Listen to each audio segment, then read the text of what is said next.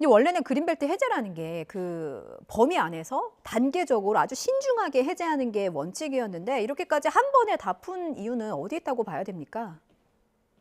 지자체나 좀 주민들의 요구가 있었던 것 같아요. 예. 그래서 울산이 좀 이슈가 되고 있잖아요. 음. 그래서 뭐 선거 때마다 조금은 해제해 달라 이게 요구를 반영해서 이제 공약이 많이 나왔던 것 같아요. 그래서 음. 울산을 가보셨겠지만 그 울산역에서 그 시내로 들어가면은 그거 다 그린벨트거든요. 예. 그래서 행정구역이 한 25% 정도 그린벨트고 이 음. 중에서 81%가 이제 현재로는 개발이 불가능한 환경평가 1, 2등급인데 그래서 예. 땅을 좀 더 현실성에 맞게 효율적으로 좀 이용하자 이런 취지를 담고 있다. 저는 이렇게 보고 있습니다. 이제 무엇보다 실제로 그린벨트가 해제되면 실질적으로 정부가 유도하는 원하는 만큼의 어떤 지역 경제 활성화가 이루어져야 할 텐데 실제로 이제 그 착착착 진행이 되면 지역 경제도 살아나고 인구도 좀 유입돼서 지방 소멸도 막고 이렇게 좀 긍정적인 효과가 있을 걸로 보십니까? 오늘 최상의 시나리오라고 보면 되죠. 지자체가 어떻게 할 것인지 아마 여러 가지 청사진을 내놓을 겁니다. 그러면 예. 여기다가 뭐 집 짓는 건 아니겠죠, 당연히. 음. 뭐 산업이나 연구나 물류센터 같은 걸 많이 조성을 하면, 예. 그러면은 뭐 일자리 창출 같은 경우 아마 좀 도움이 될 거로 보이고요. 예. 그리고 이 무조건 되는 게 아니라 나중에 또 국무회의를 거쳐서 또 뭐 이렇게 지정되는 것도 있고요. 다만 음.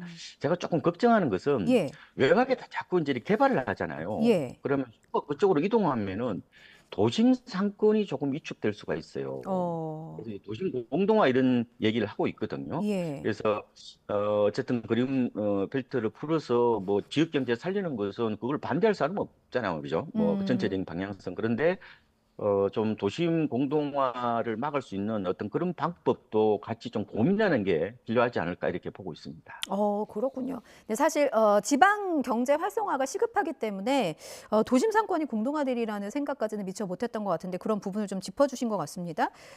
저희가 뭐 긍정적인 면 그리고 우려되는 면들 다양하게 좀 살펴보고 있는데 모든 정책이 그렇듯 아무리 그 희망 청사진이 좋아도 부작용이 있을 수밖에 없는 것 같아요. 그동안 개발이 어려웠던 환경 영향 평가 1등급, 2등급 지역도 이제는 개발이 가능해졌습니다. 지자체가 어떤 구체적인 플랜을 내놓을지를 지켜봐야겠습니다만 이제 그 환경을 생각하는 분들의 입장에서는 이거 미래 세대랑 다 같이 써야 되는 자원인데 난개발되는 거 아니냐. 그러니까 한 번 망가지기 시작하면 돌이킬 수 없잖아요. 이런 부분을 우려하는 목소리도 있더라고요. 이거는 마구잡이 개발은 불가능할 겁니다. 음. 당연히 계획 개발을 하겠죠. 예. 난개발은 있을 수가 없는 거고요.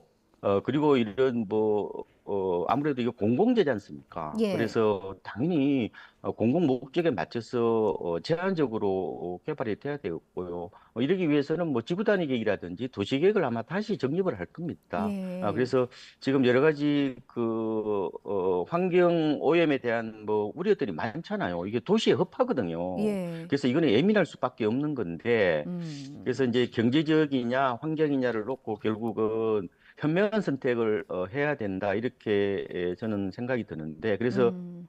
환경단체라든지 시민단체 의견도 많이 수렴을 해야 될 겁니다. 그래서 음. 부작용을 어떻게 하면 좀 최소화할까 이것도 고민을 하는 게 필요하겠죠. 예.